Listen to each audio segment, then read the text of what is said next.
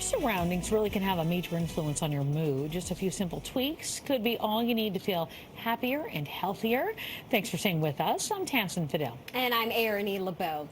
So you may not need a full-blown home makeover, but getting rid of clutter and giving your home a refresh can make a difference for the whole family. Yeah, it sure can. Psychotherapist Dr. Robi Ludwig says in Preferred Health that little changes around her home really work for her, and it could for you as well. And Dr. Robi's joining us now to talk more about it. Welcome back. Nice to see you. Nice to see you. Well, let's talk about the different ways, because I really do believe in this, that our environment impacts our mood. But what do you mean specifically by environment? So our home environment, it can be anything from the color of our walls to the artwork that we have to the furniture that we choose.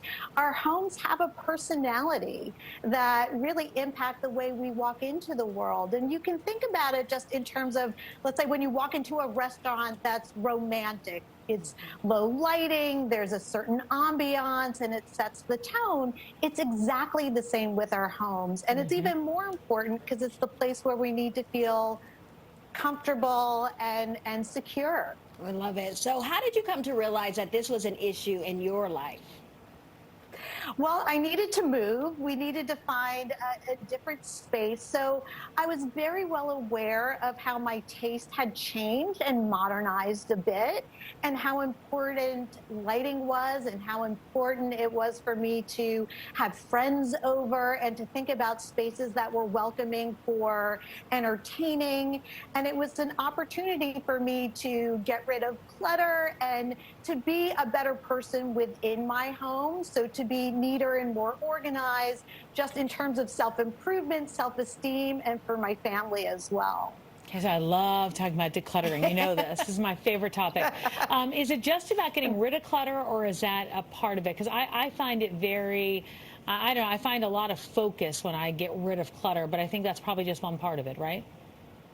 Yeah, I think we can feel so productive in our homes, and it can also free up space for other things that we need the space for, especially in New York City. You know, it may not be, if something isn't worth the space it's taking up, then get rid of it.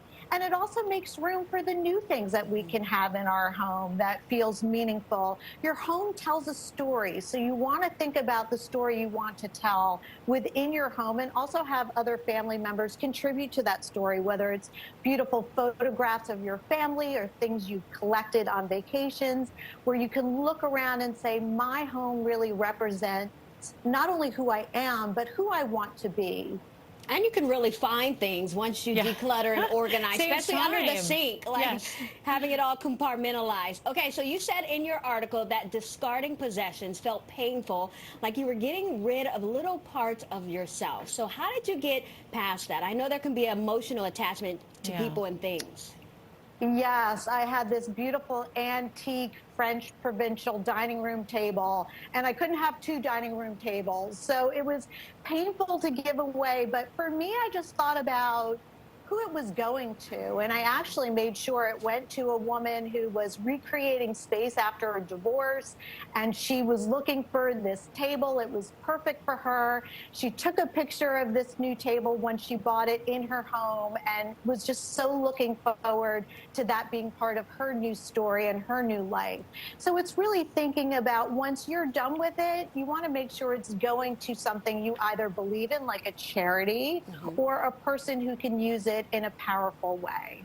All right, so we know you're a therapist too. Do you think that decorating and redecorating can be therapeutic to somebody?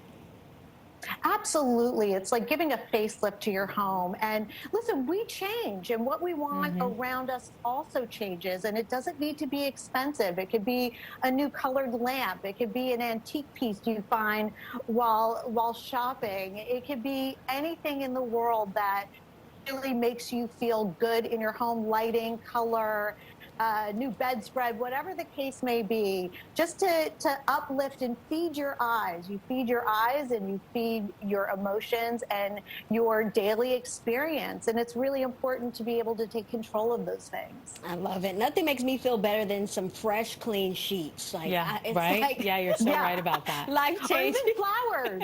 Ooh, Nice flowers. Yeah, Good right? one. Little things. All right, well, Yeah. Dr. Robi, thank you so much for joining us today. We appreciate it. Thank you. Love being with you, ladies. All right, to read the article in Preferred Health Magazine, you can find a link on Dr. Robi's Instagram page at Dr. Robi Ludwig.